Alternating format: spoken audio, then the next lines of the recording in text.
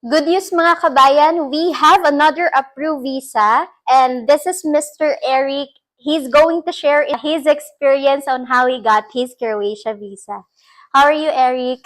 I'm good, ma'am. Congratulations Yeah, thank you for so getting your much. visa. Pwede ka ba mag-share ng experience mo regarding the process and how Secured Way helped you to get this visa?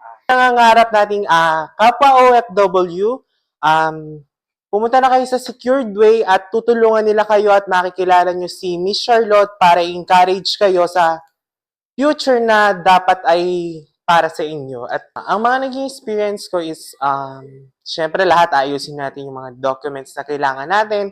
Being prepared sa mga kailangan nating documents na mahalaga. I-assist nila kayo lahat, makikilala nyo sila dito. Lahat sila mababait. Si Miss Erica, si Miss Charlotte, si Ma'am Sarah, marami pang iba. Matutulungan nila kayo kaya better way, find secured way. Sir Eric, when did you start your application and kailan mo nakuha yung visa? Started December 2025.